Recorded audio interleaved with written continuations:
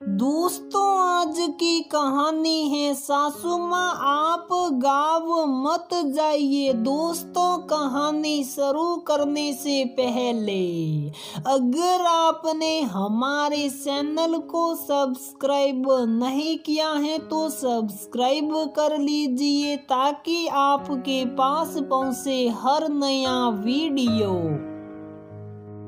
सिया आंखों में आंसू भरे बैठी थी। ऑफिस से आया राहुल सिया के पास आकर बोला, क्या हुआ सिया, क्यों उदास हो और तुम्हारी आंखों में आंसू? कुछ नहीं राहुल, बस ऐसे ही।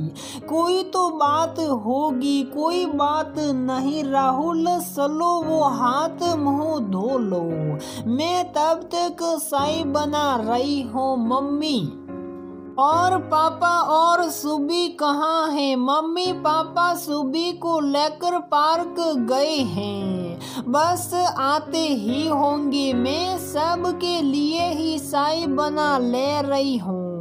सिया और राहुल दोनों ही बहुत खुशहाल मस्त जिंदगी व्यतीत कर रहे। एक प्यारी सी बेटी सुबी जो दिन भर अपनी तोतली भाषा से सबका मन खुश करती रहती। एक दिन राहुल की मम्मी का फोन आया कि मैं और तुम्हारे पापा कुछ दिनों के लिए तुम लोगों के पास रहने के लिए आ रहे हैं, क्योंकि सुबी से मिलने का भी बहुत मन कर रहा है। सिया बहुत खुश हो गई क्योंकि राहुल ऑफिस चला जाता और सिया दिन भर सुबी को संभालते संभालते परेशान हो जाती और अकेले घर में बोर भी हो जाती।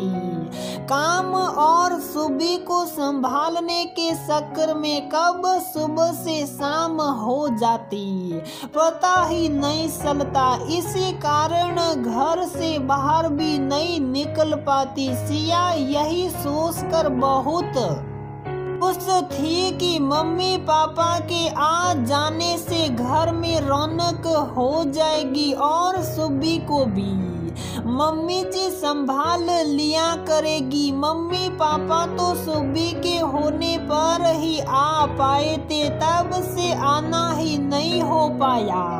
राहुल और सिया ही चले गए थे मम्मी पापा के पास।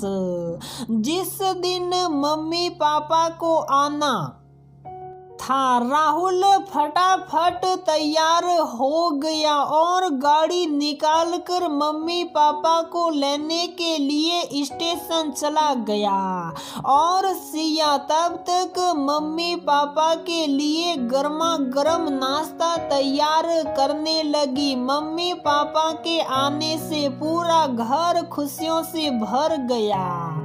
सुबी भी एक ही 2 दिन में दादा को खूब हिल गई। वो लोग सुबी को लेकर बाहर निकल जाते और सिया तब तक घर का सारा काम निपटा लेती।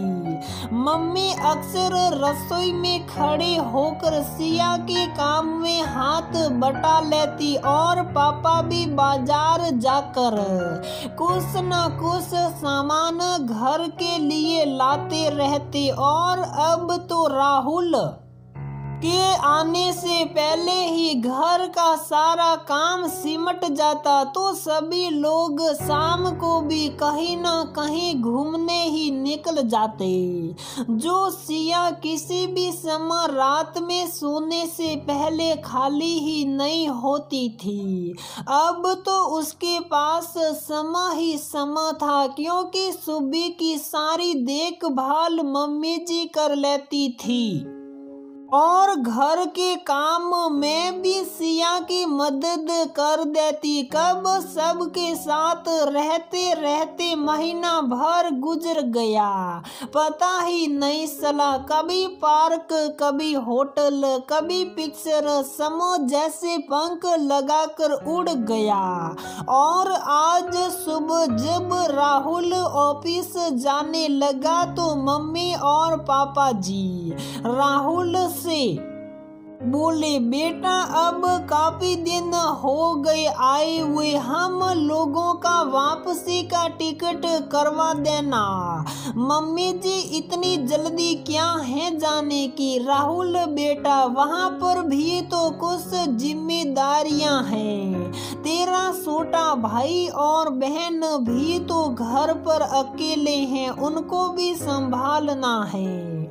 थोड़े दिन और रुक जाइए मम्मी जी, सिया रुआंची होते हुए बोली। सिया बेटा जैसे अभी वैसे ही, थोड़े दिन बाद जाना तो है ही। और सिया को तो जैसी ये सुनकर रुलाई छूट गई। राहुल तो ऑफिस चला गया, लेकिन सिया के तो दिन भर आंसू थमने का नाम ही नहीं ले रहे थे। मम्मी जी समझ गई कि उनके जाने से रिया बहुत परेशान लग रही है। उन्होंने सिया को अपने पास बिठाया और उसका हाथ पकड़कर बोली, सिया बेटा बहुत अच्छी बात है कि तुम हम लोगों को इतना चाहती हो, लेकिन बेटा जिम्मेदारियां से भी तो मुंह नहीं मोड़ सकते। तेरे देवर और ननद घर में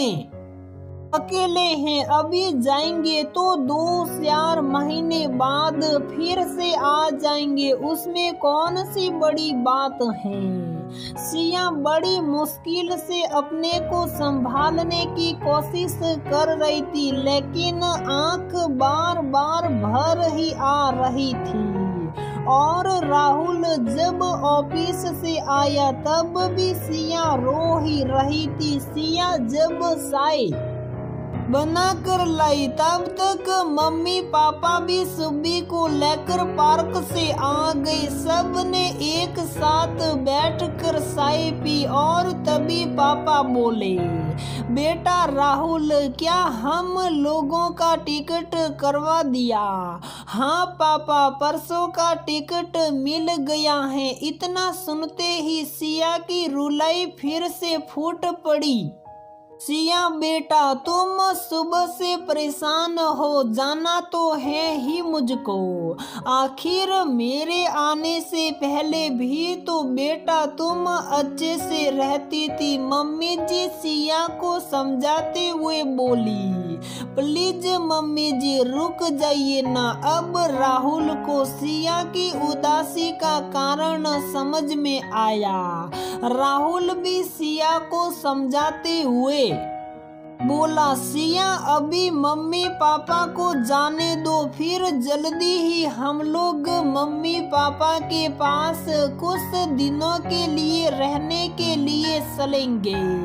ठीक है। और मम्मी पापा से एक वादा लेकर सिया ने मम्मी पापा को भारी मन से विदा किया। सुब्बी भी बाबा दादी को बिल्कुल नहीं छोड़ रही थी। जबरदस्ती राहुल ने सुब्बी को दादी की गोद से लिया। मम्मी पापा भी दोनों आंखों में आंसू लेकर वापस घर की ओर चल दिए। दोस्तों बिल्कुल ऐसा ही होता है जब बच्चों के पास रहने के लिए जाइए। लोग सास बहू के रिश्ते को गलत रूप में देखते हैं, लेकिन सास बहू का रिश्ता भी बहुत प्यारा होता है। तो दोस्तों हमारी ये कहानी यहीं पर समाप्त होती है। अगर आपको हमारी ये कहानी पसंद आती है तो प्लीज वीडियो को लाइक करें, शेयर करें और हमारे चैनल को सब्सक्राइब जरूर करें।